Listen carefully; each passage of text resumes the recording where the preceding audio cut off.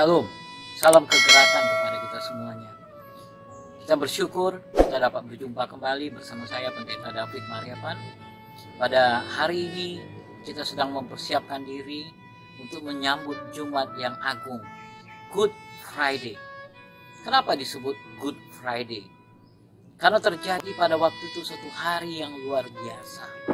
Saya akan berbicara kepada saudara mulai dari apa yang terjadi, bagaimana malaikat yang diciptakan begitu luar biasa, begitu sempurna, tapi kemudian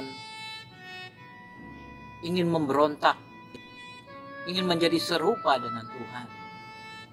Mereka mau mengambil takhta Tuhan itu kembali, sehingga akhirnya mereka dicampakkan ke muka bumi. Dan peristiwa itu membuat sakit hati yang sangat mendalam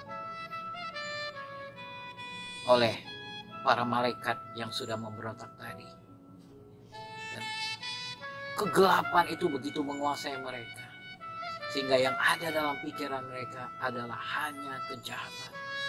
Mereka merusakkan semua ciptaan Tuhan yang begitu sempurna. Mereka hancurkan begitu rupa, sehingga Tuhan menciptakan langit dan bumi yang baru. Tuhan menciptakan Taman Eden. Tuhan buat segala sesuatu begitu indah. Tuhan letakkan tumbuh-tumbuhan, pohon-pohon dengan segala buah-buahan yang luar biasa. Tuhan ciptakan binatang demi binatang. Dan kemudian setelah itu Tuhan ciptakan manusia segambar dan serupa dengan Allah. Manusia yang menjadi kesenangan Tuhan, manusia yang menjadi kesayangan Tuhan, yang semula adalah para malaikat-malaikat yang menjadi kekasih hati Tuhan, dekat dengan Tuhan. Tapi kemudian hati Tuhan mulai tertuju kepada manusia.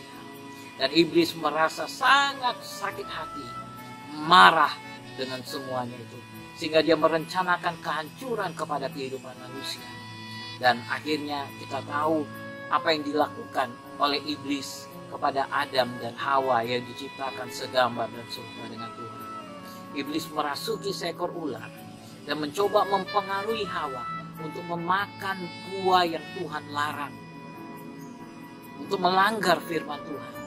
Kita tahu Hawa memakan buah itu dan kemudian memberikannya kepada Adam. Dan sejak saat itu kutuk datang dalam kehidupan manusia. Tuhan memberikan kutuk kepada ular itu. Di dalam Kejadian pasal 3 ayat yang ke-15 dikatakan, "Aku akan mengadakan permusuhan antara engkau dan perempuan ini, antara keturunanmu dan keturunannya. Keturunannya akan meremukkan kepalamu dan engkau akan meremukkan tumitnya."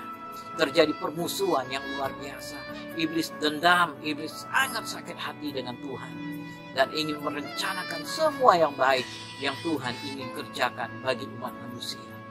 Dan dia mulai menyusun rencana demi rencana. Setelah Tuhan mengusir Adam dan Hawa dari Taman Eden, mereka harus dengan susah payah mencari nafkahnya. Dengan susah payah Hawa harus mengandung dan melahirkan. Dengan susah payah mereka menjalani. Dan dosa mulai merasuki kehidupan umat manusia. Dan kita tahu berkali-kali yaitu terjadi lockdown.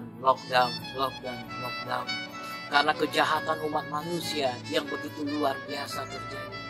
Kita tahu apa yang terjadi di Menara Babel. Iblis merasuki. Tuhan harus buat kucar-kacir semuanya. Dan kemudian air bah. Peristiwa air bah. Tuhan harus selamatkan Nuh dan seisi rumahnya. Karena kejahatan manusia, Tuhan menghukum semua umat manusia pada saat itu. Tuhan menyayangi Nuh dan seisi rumahnya. Dan Tuhan memberikan berkali-kali kesempatan demi kesempatan. Tuhan mengadakan perjanjian dengan Abraham.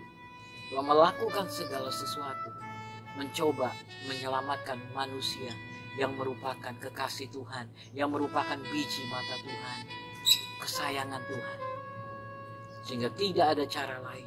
Tuhan sendiri harus memberikan putranya yang tunggal, kesayangannya di surga, untuk mati menggantikan manusia. Menggantikan manusia. Dan kita tahu Yesus datang ke dalam dunia. Yesaya 53 mencatat tentang semuanya itu. bagaimana dari mulai kelahirannya dengan kerendahan hati menjadi seorang manusia yang hina, kemudian mati di atas kayu salib. Dan kita tahu apa yang terjadi pada hari itu. Pada hari Jumat itu, Yesus dihukum di kayu salib karena kesalahan yang ia tidak perbuat. Dia disiksa, dia dicaci, dia dicambuki. Tubuhnya hancur oleh cambuk yang menyiksa tubuhnya, yang menghujam ke dalam tubuhnya. Tapi pada hari itu juga, pada waktu Yesus berada di atas kayu salib, dia berkata, "Bapa, ampunilah mereka, karena mereka tidak tahu apa yang mereka perbuat." Pada waktu itu terjadi pelepasan pengampunan yang luar biasa. Di atas kayu salib itu, di dalam penderitaannya, di dalam kesakitannya, di dalam kesusahannya, Yesus berkata, "Bapa, ampunilah mereka, karena mereka tidak tahu apa yang mereka perbuat."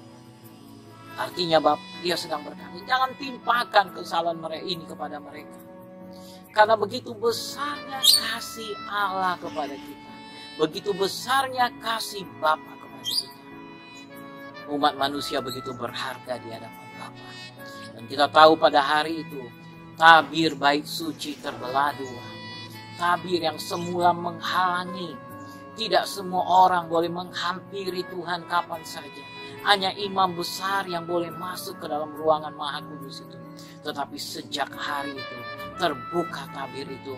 Sehingga kita boleh kapan saja dengan penuh keberanian dapat menghampiri takhta Bapa yang Maha Kudus itu.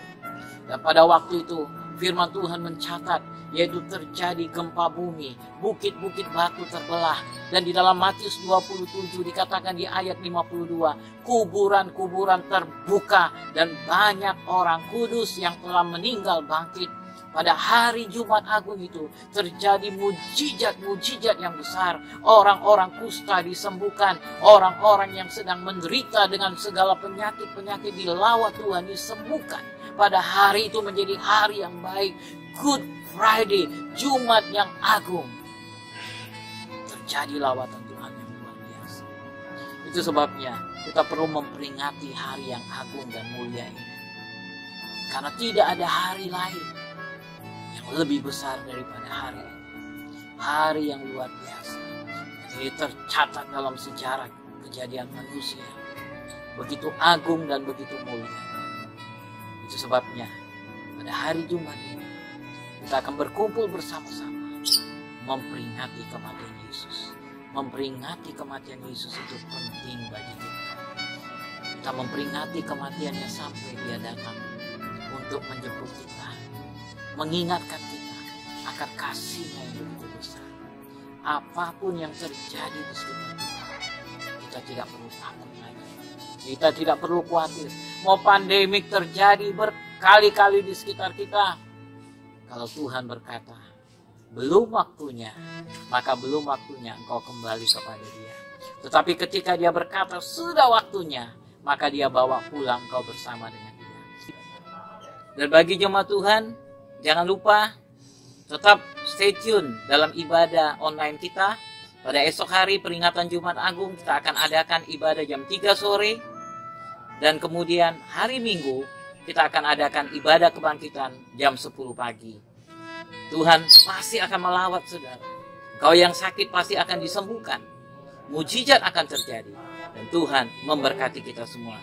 God bless you.